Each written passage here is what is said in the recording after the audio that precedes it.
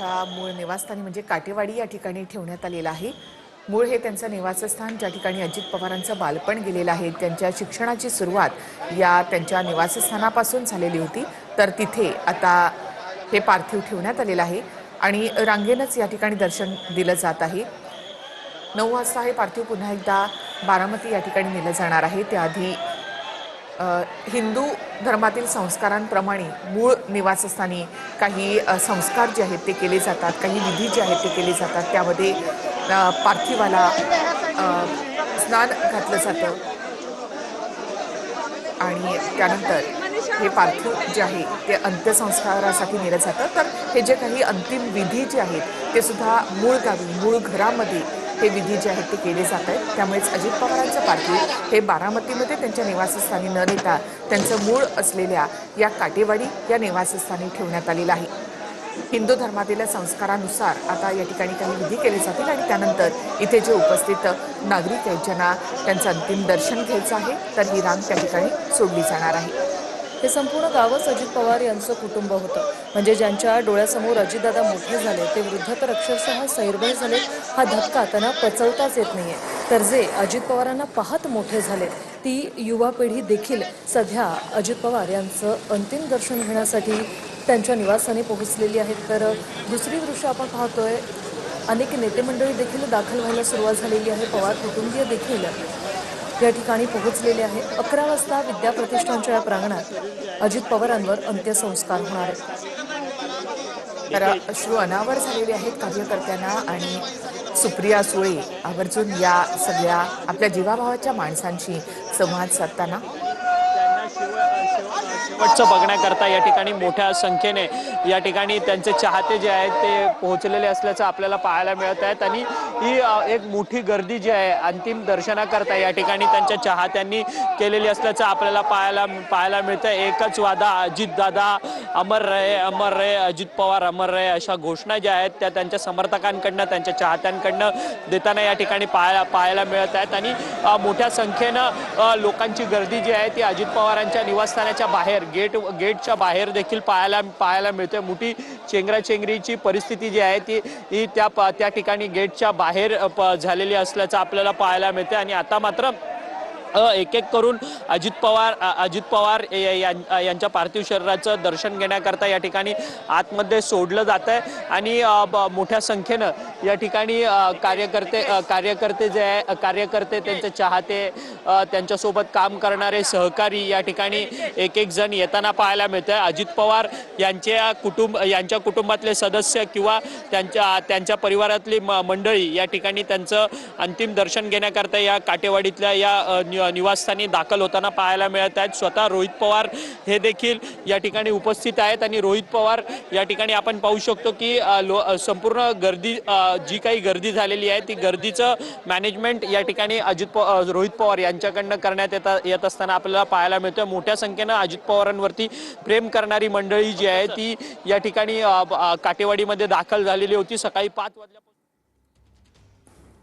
तर सध्या अजित पवार यांचं पार्थिव काटेवाडी या त्यांच्या निवासस्थानी आणि काटेवाडीकर यांना त्यांचं अंतिम दर्शन घेण्यासाठी आता सोडलं जात आहे। महिलांची रांग याआधी सोडण्यात आली आणि त्यानंतर पुरुषांची रांग जी आहे ती या ठिकाणी सोडली जाते। पद्धतीनं कडेलोट होतो ते देखील आपल्याला या ठिकाणी स्पष्टपणे दिसतंय, त्यांच्या वागणुकीतून दिसतंय आणि हे सगळे जे कार्यकर्ते आहेत त्यांची जी रांग आहे ती आता या ठिकाणी व्यवस्थित करण्याचं जे काम आहे ते रोहित पवार स्वतः या ठिकाणी करताना आपल्याला स्पष्टपणे दिसत आहेत। एक मोठी हानी सध्या झालेली आहे महाराष्ट्राची आणि त्यामुळेच आपण पाहतोय की सर्व बारामतीसह महाराष्ट्रातील 36 जिल्ह्यात जिथे जिथे दादांनी काम केलेलं आहे, कार्यकर्त्यांना मोठं केलेलं आहे, आमदारांना मंत्र्यांना मोठं केलेलं आहे, या सगळ्यांना धक्का बसलेला आहे आणि त्यांच्याकडून आता श्रद्धांजली जी आहे ती अर्पण केली जाते।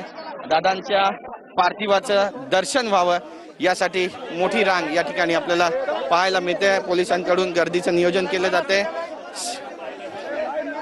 सिंगल लाईन करण्यात यावी असं सुद्धा सांगण्यात येतंय आणि एकंदरीतच आपण पाहतोय की तणाव वाढू नये याची देखील काळजी या ठिकाणी घेतली जाते।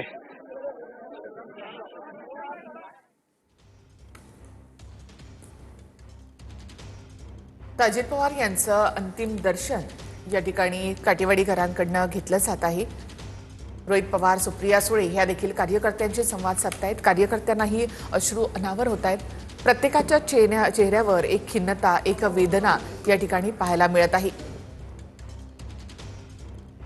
अजितदादा यांचं पार्थिव हे अंत्यदर्शनासाठी सध्या काटेवाडीतल्या त्यांच्या निवासस्थानी ठेवण्यात आलेलं आहे। मोठा जनसमुदाय या ठिकाणी आपण पाहतोय। अगदी रात्रीपासूनच अनेक कार्यकर्ते, अनेक अजितदादांचे चाहते हे या ठिकाणी येऊन थांबले होते की एक झलक अजितदादांची आपल्याला पाहायला मिळेल यासाठी।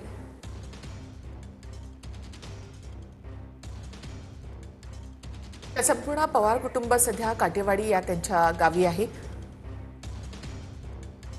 आणि इथून 9 वाजता पार्थिव पुन्हा एकदा बारामतीमध्ये विद्याप्रतिष्ठानच्या प्रांगणामध्ये नेलं जाईल।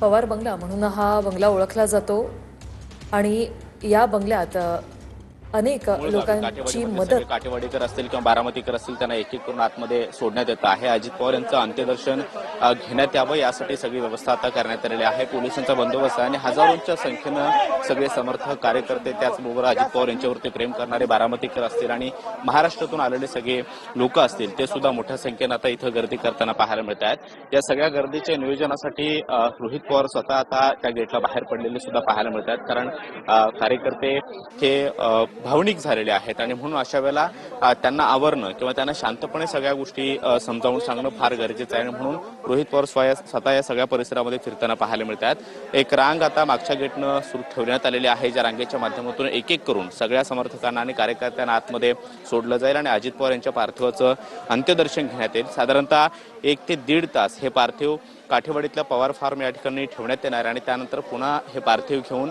विद्याप्रतिष्ठानच्या प्रांगणामध्ये नेण्यात येईल। त्यासाठी विद्याप्रतिष्ठानचे संकुल आहे त्या संकुलाच्या परिसरामध्येच अंत्यदर्शन जी काही जे शेवटची अंत्ययात्रा आहे ती देखील निघणार आहे आणि त्यानंतर 10:30च्या दरम्यान हे पार्थिव विद्याप्रतिष्ठानच्या मैदानामध्ये ठेवण्यात येईल, जिथे अजित पवार यांच्यावरती अंत्यसंस्कार केले जातील। त्यासाठी देशभरातून अनेक येणारे महत्त्वाचे नेते सुद्धा उपस्थित राहणार आहेत। त्याचबरोबर अजित पवार यांच्या परिवाराशी संबंध असलेले सगळे लोक, नातेवाईक, त्याचबरोबर कार्यकर्ते जे महाराष्ट्रभरातून कालपासून या सगळ्या परिसरामध्ये येत आहेत ते देखील मोठ्या प्रमाणामध्ये गर्दी करताना पाहायला मिळत आहेत। काल विद्याप्रतिष्ठानच्या प्रांगणामध्ये अजित पवार यांचं पार्थिव जेव्हा ठेवण्यात आलेलं होतं तेव्हा सुद्धा हजारोंच्या संख्येनं सगळ्या कार्यकर्त्यांनी गर्दी केलेली होती आणि आताही आपण पाहतोय काटेवाडीतलं त्यांचं मूळ गाव, कारण काटेवाडीसोबत त्यांचे असणारे ऋणानुबंध हे सगळ्यांनाच परिचित आहेत। जेव्हा जेव्हा अजित पवार हे बारामतीमध्ये यायचे तेव्हा ते काटेवाडीमध्ये सुद्धा यायचे आणि काटेवाडीतल्या पवार फार्म या परिसरात सुद्धा त्यांचं बऱ्याचदा वास्तव्य असायचं आणि या गावातला प्रत्येक माणूस अजित पवार यांच्यासोबत